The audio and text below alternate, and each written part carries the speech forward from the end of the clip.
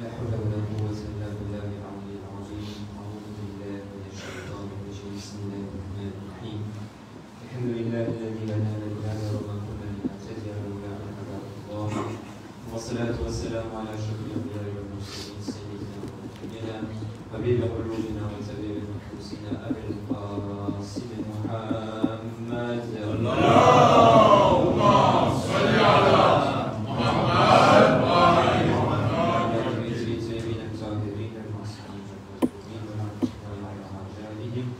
إلى يوم الدين. أما بعد، السلام عليكم جميعا ورحمة الله وبركاته. وعليكم السلام ورحمة الله وبركاته. Nous sommes ce soir la 8e nuit de ce mois de Muharram. Qui dit 8e nuit dit pour nous la plus grande nuit. Je ne sais pas si cela signifie que les autres nuits, je pourrais m'abstenir de venir au masjid à cause de la paresse, à cause de la fatigue ou quelconque raison. Et quand la 8e nuit arrive, je peux avoir toutes les maladies du monde, mais impossible de s'absenter au masjid. Inch'Allah, alhamdulillah, malgré le fait que c'est les vacances, on a quand même notre frère Shahzad qui est plein, alhamdulillah. Et justement, cela montre notre amour pour l'imam Hossein al-Hassan. Mais pourquoi justement cette 8e nuit, je ne dois pas m'absenter? Pourquoi cette 8e nuit, pour moi, est-il si grandiose? Pourquoi pour moi cette 8e nuit est-il si importante? Parce que c'est la nuit de Babul Hawaj. Pour rien au monde, je ne raterai cette nuit. Car c'est la nuit qu'il faut demander les doigts. C'est la nuit où nous pouvons faire disparaître tous nos problèmes. Et je ne dirais pas le contraire. C'est une très bonne chose. Car finalement, notre croyance en Hazrat Abbas est vraiment à son summum. On a cette croyance sur Abul Abbas que c'est le Babul Hawaj. Que si je viens lui demander quelque chose, impossible de repartir les mains vides. Mais comme vous me connaissez très bien, ça fait 6 ans que je suis là parmi vous, il y a toujours une question à toute chose. On a une confiance absolue en cette 8e nuit, un héritage laissé par nos parents et nos grands-parents. Mais est-ce que Hazrat Abbas est-il juste pour la 8e nuit? Est-ce que Hazrat Abbas est résumé juste la 8e nuit du mois de Muharram? Les autres nuits, je peux me permettre de rester dehors. Les autres nuits, je peux me permettre de parler avec les autres. Les autres nuits, je peux me permettre ce que je veux. Mais par contre, la 8e nuit qui arrive, je dois être présent.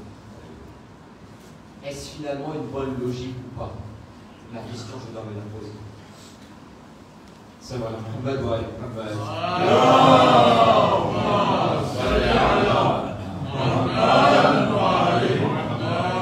Si les autres nuits, je prends l'intercession de Hazrat Abul Abbas alayhi salam, il ne sera pas là à m'écouter. Est-ce que finalement, la 8e nuit signifie la seule nuit de Muharram? C'est des réflexions que je dois avoir dans ma vie. Parce que je vais vous dire une chose, la 8e nuit, c'est nous qui la commémorons pour Hazrat Abbas alayhi salam. Quand vous partez en Iran, Stem le confirmera, la nuit de Hazrat Abbas alayhi salam, il la commémore la nuit du 9e nuit. Donc finalement, Hazrat Abbas c'est pour la 8e ou la 9e nuit? Dans certaines cultures, il la commémore la 10e nuit. Alors, finalement, c'est en quelle nuit? Tout ça pour vous dire que Hazrat Abbas n'est pas là. Son intercession n'est pas valable que pour la 8e nuit. Durant toute ma vie, à chaque instant de ma vie, quand j'appelle Abul Fazl Abbas alayhi salam, impossible qu'il ne me réponde pas. C'est voilà, Muhammad ou Ali Muhammad.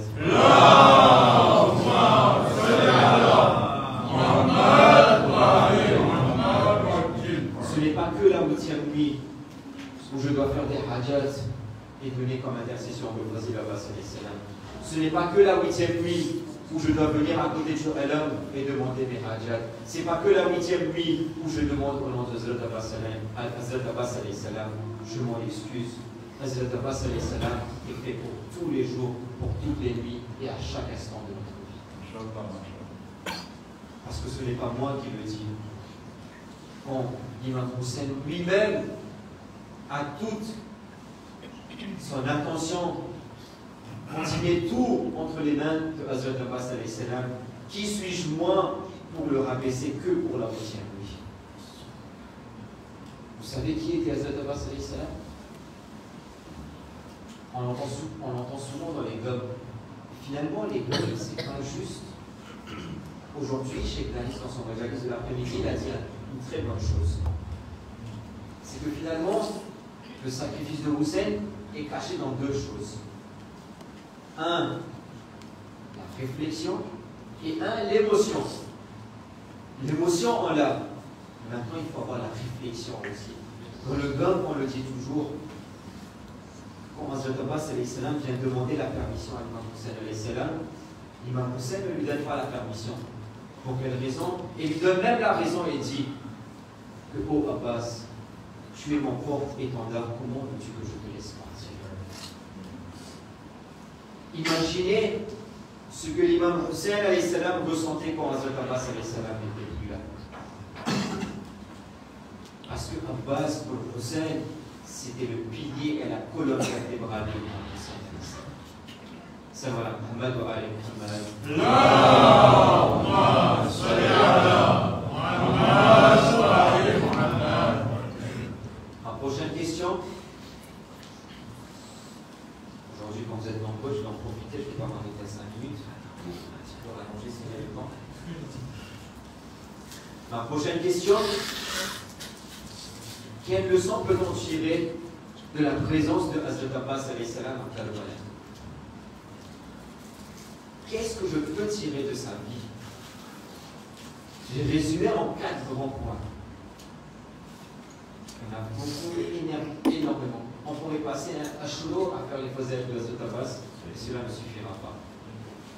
J'ai résumé sa vie et sa présence à Karbala dans 4 grands points que si nous essayons d'emmener et de ramener ces bonnes choses dans notre quotidien, je vous assure que nous aurons compris le message de l'imam Hussein alayhi salam. Première chose, la loyauté.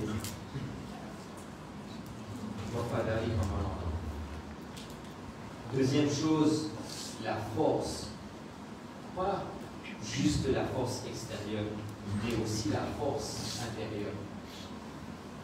Le respect, en 3e point. Et 4e point, parmi le plus important des importants, privilégier les besoins des autres. Penser aux autres avant de penser à moi-même. Quand on parle de loyauté, je vais donner quelques petits exemples sur chaque point, Inch'Allah, je ne prendrai pas beaucoup. La loyauté, c'était quoi la loyauté de Hazrat Abbas alayhi salam? Je ne sais pas si c'est elle le dira dans son majalis, mais je vais vous donner un très résumé. Que Shimr, quand il vient en face de Hazrat Abbas alayhi salam, il ramène une lettre et lui dit: tu fais partie de ma famille, rejoins mon camp. Hazrat Abbas alayhi salam me dit juste une seule chose. Tu penses que je laisserai le peu? Il ne le dit même pas mon frère, il ne le dit pas. Tu penses que je laisserai le petit-fils du saint prophète pour venir à tes côtés? Regardez la loyauté que Hazrat Abbas alayhi salam avait à travers. Il ne le considérait pas comme son père, il le considérait comme l'imam de son temps quand il est présent à Karbala. Je suis là à côté de mon imam et non à côté de mon frère. C'est la loyauté de Hazrat Abbas alayhi salam. La force qu'il avait. Le 7 Muharram, quand il a été annoncé, on va couper l'eau sur les gens de la famille du Saint-Prophète et que l'on déplace les tentes, on s'est arrivé aux oreilles de Hazrat Abbas alayhi salam, il a pris son épée a tracé une ligne sur la terre de Canaan et leur a demandé qui a l'audace entre vous de franchir cette ligne? Qui a l'audace entre vous de franchir cette ligne? La force que Hazrat Abbas a dégagée. Mais ça, c'était la force extérieure. La force intérieure de Hazrat Abbas, écoutez. Le jour de Ashura, quand il n'y a plus personne, quand l'imam Hussein dit à Hazrat Abbas qu'il doit rester à ses côtés, Hazrat Abbas ne bouge pas et reste à ses côtés. Et ce même jour où il tire une trait sur la terre de Karbala, quand ce message, quand cette phrase est arrivée aux oreilles de l'imam Hussein qui dit à Bibi Zainab de calmer Hazrat Abbas et lui dit de revenir dans le camp, et que Hazrat Abbas dit et Bibi Zainab dit à Hazrat Abbas, oh Abbas, nous allons sortir d'ici. Là, la force intérieure de Hazrat Abbas, c'est qu'il ne dit rien et dit à Bibi Zainab, je suis à votre commandement. Ça, c'est la force intérieure que Hazrat Abbas a dégagée. Salam Muhammad wa Muhammad. Allahumma salli ala Muhammad wa Muhammad. Le respect. C'est quoi le respect? On a toujours entendu que jamais Hazrat Abbas n'a appelé son frère par son nom. Vous imaginez le respect qu'il avait pour l'imam Hussein alayhi salam. Ce respect jusqu'au moment de sa mort, jusqu'au moment où il rendait son dernier souffle, quand l'imam Hussein alayhi salam est arrivé à ses pieds. Et quand il prit la tête de Hazrat Abbas, le posait sur ses genoux, Hazrat Abbas le sortit, le relaissa sur la terre de Karbala. Et là, l'imam Hussein lui demande une chose. Pourquoi tu fais ça? Il dit, ô mon maître, aujourd'hui ma tête est sur vos genoux, mais votre tête sera sur les genoux. Regardez le respect qu'il avait pour l'imam Hussein. Et dernier point, et j'en finis là, privilégier les besoins des autres. Hazrat Abbas, quand il sortit du campement, il sortit pour faire quoi? Aller chercher de l'eau pour qui? Pour Bibi Sakina.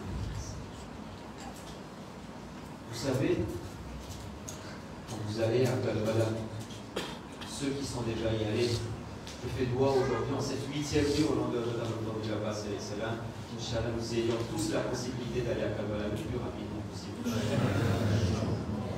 Quand vous allez à Karbala, vous arrivez devant le haram de Hazrat Abbas, sur l'une des portes principales, il y a un mot qui m'intéresse ici, c'est le mot sadqa. Ça veut dire celui qui distribuait de l'eau. Hazrat Abbas était cette personne que quand il était là, personne n'avait peur de rien. Personne n'avait peur de rien, car il savait que Hazrat Abbas serait là pour le protéger. Hazrat Abbas regardait toujours les autres avant de regarder son propre besoin. Et quand il partit sur l'eau de Furat, c'est pour Bibi Sakina. Je dois me poser ces questions. Est-ce que ces qualités, je les en moi ou pas? Est-ce que je regarde les besoins des autres ou pas?